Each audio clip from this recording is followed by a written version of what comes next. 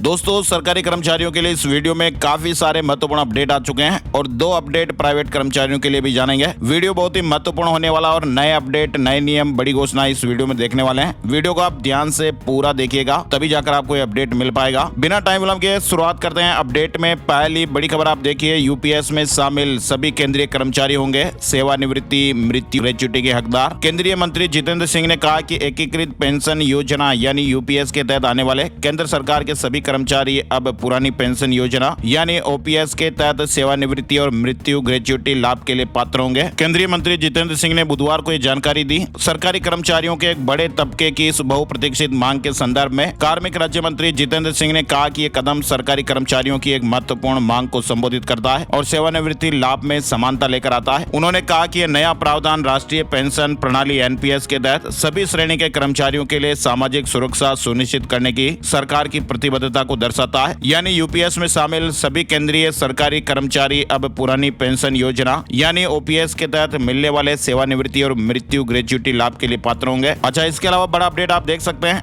Dress allowance को लेकर ये बड़ी खबर आ रही है। केंद्रीय कर्मचारियों के लिए जरूरी अपडेट है। दरअसल केंद्र सरकार ने 1 जुलाई 2025 या उसके बाद सरकारी सेवा में शामिल होने वाले कर्मचारियों के लिए ड्रेस अलाउंस से संबंधित नियमों में संशोधन कर दिया है। सरकार की ओर से जारी एक अधिसूचना के अनुसार ऐसे कर्मचारियों को पूरी वार्षिक राशि के बजाय आनुपातिक आधार पर ड्रेस अलाउंस दिया जाएगा। अभी क्या होता था कि वर्तमान में ड्रेस अलाउंस सभी पात्र सरकारी कर्मचारियों को वित्तीय वर्ष के भीतर उनकी ज्वाइनिंग डेट की परवाह किए बिना जुलाई के महीने में सालाना जमा किया जाता है। लेकिन अब संशोधित नीति के तहत 1 जुलाई 2025 के बाद शामिल होने वाले कर्मचारी वार्षिक ड्रेस अलाउंस के मासिक अनुपात के लिए पात्र होंगे। यानी अलाउंस की गणना कर्मचारी द्वारा अगले वर्ष 30 जून तक सेवा में रहने वाले महीनों की संख्या के आधार पर की जाएगी। संशोधित नियम केवल नए भर्ती किए गए लोगों पर लागू होता है और मौजूदा कर्मचारियों को प्रभावित नहीं करेगा। उदाहरण के लिए अगर हम समझें तो यदि कोई केंद्रीय कर्मचारी अक्टूबर में ज्वाइन करता है तो वह 9 महीने के ड्रेस अलाउंस का हकदार होगा और ये अलाउंस उस साल के अक्टूबर महीने से नए साल के जून महीने तक के लिए रहेगा। इसके अलावा बड़ी खबर आ रही है, सेंट्रल गवर्नमेंट हेल्थ स्कीम के नए नियमों की 10 बड़ी बातें जो भी रिसेंट में सामने निकल कर आई है। सरकारी कर्मचारियों के लिए जानकारी जानना बहुत ही जरूरी है। दरअसल अभी हुआ क्या कि सेंट्रल गवर्नमेंट हेल्थ स्कीम के एक नए प्लेटफॉर्म के लॉन्च होने के साथ ही सीजीएचएस से जुड़े कई नियमों और सुविधाओं में बदलाव हो गया है, जिनकी जानकारी भी हर सरकारी कर्मचारी को होनी चाहिए। दरअसल आपको बताएं, केंद्र सरकार के कर्मचारियों और पेंशनर्स के लिए चलाई जाने वाली सेंट्रल गवर्नमेंट हेल्थ स्कीम यानी सीजीएचएस अब पूरी तरह डिजिटल हो चुकी है। स्वास्थ्य एवं परिवार कल्याण मंत्रालय इसके लिए एक नया डिजिटल हेल्थ प्लेटफॉर्म भी 28 अप्रैल 2025 को लॉन्च कर चुका है और इस नए प्लेटफॉर्म के जरिए दी जा रही सीजीएचएस की सुविधाओं में कई महत्वपूर्ण बदलाव हो गए हैं। पुरानी वेबसाइट का ऑपरेशन बंद हो चुका है और नई वेबसाइट अभी रनिंग में है। तो ऐसे में सीजीएचएस में हुए इन बदलावों से जुड़ी 10 बड़ी बातें, जिसमें आप देखिए कि हर सीजीएचएस कार्ड की पैन कार्ड से लिंकिंग होगी। यानी नई व्यवस्था में हर सीजीएचएस कार्ड को पैन से लिंक करके सभी यूजर्स को एक यूनिक पैन आधारित पहचान संख्या दी गई है। इससे क्या होगा, डुप्लीकेट रिकॉर्ड की समस्याएं खत्म होगी और पात्रता की जांच करना भी आसान होगा। दूसरी बड़ी बात यह है कि इंटीग्रेटेड डिजिटल वेरिफिकेशन होगा। अब सीजीएचएस में कंट्रीब्यूशन पेमेंट्स का जो वेरिफिकेशन है वो ऑटोमेटिक तरीके से होगा। इसके लिए मैनुअल एंट्री की जरूरत नहीं होगी। तीसरी बड़ी बात यह है कि भुगतान से पहले आवेदन की जांच। अब भुगतान से पहले सीजीएचएस कार्ड के एप्लीकेशन की जांच और अप्रूवल होगा, उसके बाद ही भुगतान की बारी आएगी।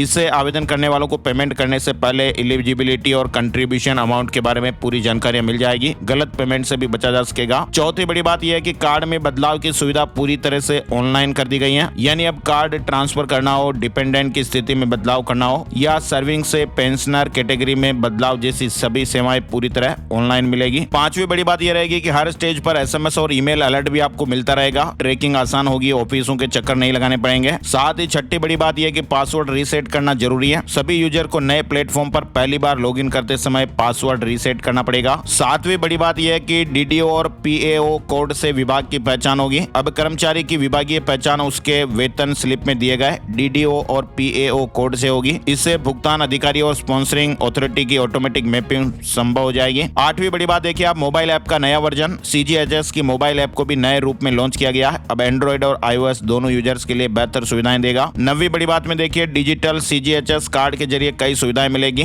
जैसे डिजिटल कार्ड के जरिए आप रियल टाइम ट्रैकिंग कर पाएंगे, ई रेफरल की सुविधा, अपॉइंटमेंट बुकिंग, हेल्प डेस्क से संपर्क करना, एड ऑफिस से कनेक्शन जैसी सुविधाएं भी आपको मिल पाएगी। और इसके अलावा आपको बड़ी बात बताएं, 10वीं सीजीएचएस से जुड़े पेमेंट अब केवल नई वेबसाइट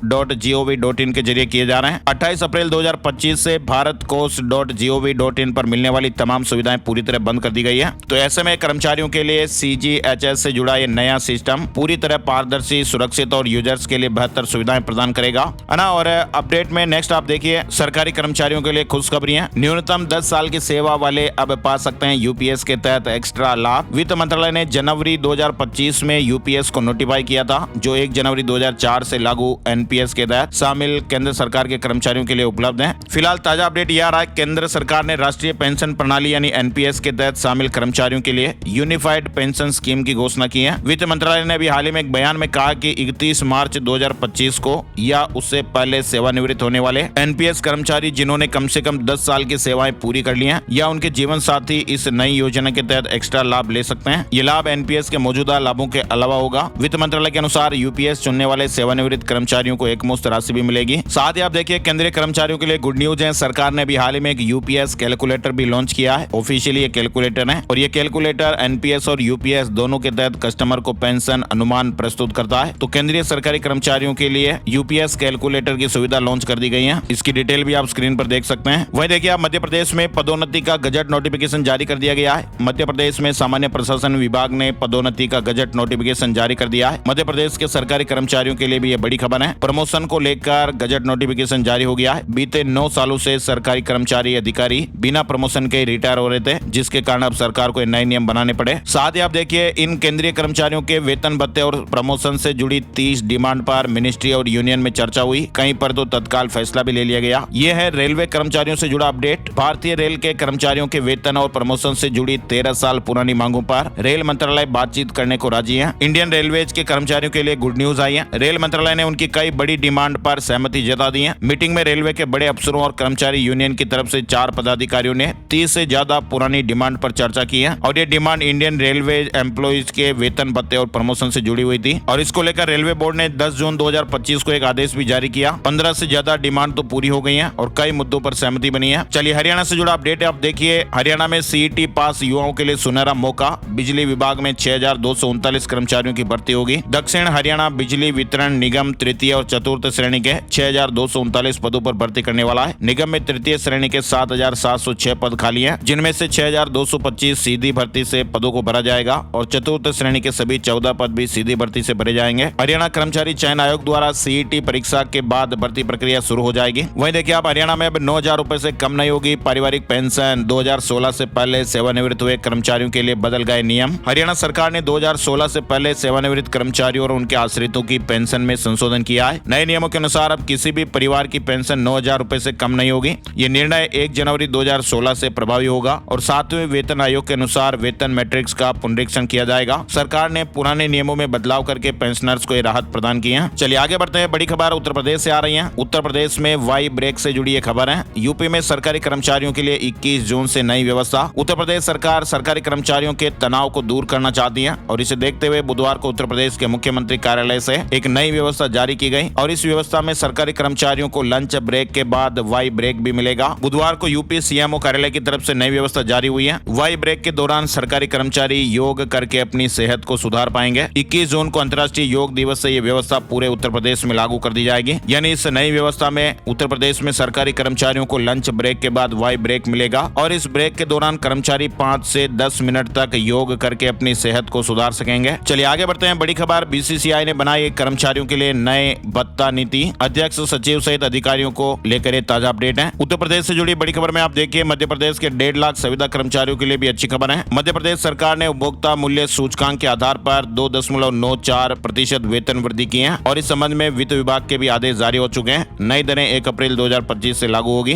कर्मचारियों के वेतन में बढ़ोतरी हो जाएगी। बिहार से जुड़ी खबर देखिए, महिला सरकारी कर्मचारियों को बड़ी राहत, ऑफिस के पास ही मकान की सुविधा दी जाएगी। नीतीश सरकार ने बिहार में महिला सरकारी कर्मचारियों को एक बड़ा तोहफा दिया है। सरकार ने महिला कर्मचारियों को ऑफिस के नजदीक मकान देने का ऐलान किया है और ये योजना सभी सरकारी महिला कर्मचारियों के लिए है। दूर दराज के ग्रामीण इलाकों में काम कर रही सरकारी महिला कर्मचारियों को काफी फायदा मिलेगा और इस योजना से बिहार में करीब 4 लाख महिलाओं को फायदा मिलने की उम्मीद जताई जा रही है। अब आपको बताते हैं 2 महत्वपूर्ण अपडेट। टाटा स्टील के कर्मचारियों के लिए भी गुड न्यूज है। कंपनी ने एलटीसी और टीएडीए की दरों में बढ़ोतरी कर दी है। ये फैसला कंपनी और यूनियन के समझौते के बाद लिया गया, जिससे कर्मचारियों को महंगाई में राहत मिलेगी। एलटीसी में 8200 से 10200 रुपए तक की बढ़ोतरी हुई है और टीएडीए की नई दरें 1 जुलाई 2025 2025 से लागू हो जाएगी। इसके अलावा टीसीएस की एक नई पॉलिसी आप देखिए, एम्प्लॉय ज्यादा प्रोडक्टिव बनेंगे। भारत की सबसे बड़ी IT company Tata consultancy services ने अपने कर्मचारियों के लिए एक नया नियम लाया, यानी अब साल में सिर्फ 35 दिन बेंच पर रह सकते हैं और बाकी 225 दिन क्लाइंट प्रोजेक्ट पर काम करना होगा। ये नए नियम 12 जून 2025 से लागू हो चुके हैं। अब हर कर्मचारी को साल में कम से कम 225 दिन बिलेबल प्रोजेक्ट पर काम करना होगा। बिलेबल दिन यानी वो दिन जब कर्मचारी किसी क्लाइंट प्रोजेक्ट पर काम कर रहे हो और कंपनी के लिए रेवेन्यू जनरेट कर रहा हो। वहीं बेंच पर सिर्फ 35 दिन तक रह सकते हैं। पहले टीसीएस में कर्मचारी 6 महीने तक बेंच पर रह सकते थे, लेकिन ये नया अपडेट आ चुका है। अब होगा क्या कि अगर कोई कर्मचारी 225 दिन से कम बिलेबल पर रहता है, यानी 35 दिन से ज्यादा बेंच पर रहता है, तो उसकी सैलरी, प्रमोशन, विदेश में प्रोजेक्ट मिलने की संभावना है और यहाँ तक कि नौकरी भी खतरे में पड़ सकती है। टीसीएस ने साफ साफ कहा कि लंबे समय तक बेंच पर रहने से उचित मैनेजमेंट एक्शन लिया जाएगा। 225 दिन बिलेबल रहना जरूरी है। वहीं टीसीएस ने वर्क फ्रॉम होम को लेकर भी सख्ती कर दी है। बेंच पर रहने वाले कर्मचारियों को ऑफिस आना अनिवार्य है। वर्क फ्रॉम होम सिर्फ इमरजेंसी में और रिसोर्स मैनेजमेंट ग्रुप की मंजूरी के बाद मिलेगा। पहले की तरह फ्लेक्सिबल टाइमिंग या छूट वगैरह नहीं मिलेगी। तो ये दोस्तों कर्मचारियों से जुड़े कुछ महत्वपूर्ण जरूरी अपडेट जो इस वक्त ट्रेंडिंग में चल रहे हैं, आप लोगों ने देखे और सुने। वीडियो कैसा लगा कमेंट करके जरूर बताइएगा और ऐसे ही ताजा अपडेट्स हम आप लोगों के लिए लाते रहते हैं। तो ये वीडियो अगर आपको थोड़ा सा भी उपयोगी रहा, दोस्तों के साथ तो शेयर करना ही है, वीडियो को लाइक भी करना और पहली बार ये वीडियो देख रहे हैं तो चैनल को भी सब्सक्राइब कर लीजिएगा ताकि आने वाले अपडेट्स आपको मिलते रहेंगे। एक और नई जानकारी और अपडेट वीडियो में फिर मिलते हैं, तब तक के लिए जय हिंद, जय भारत, वंदे मातरम।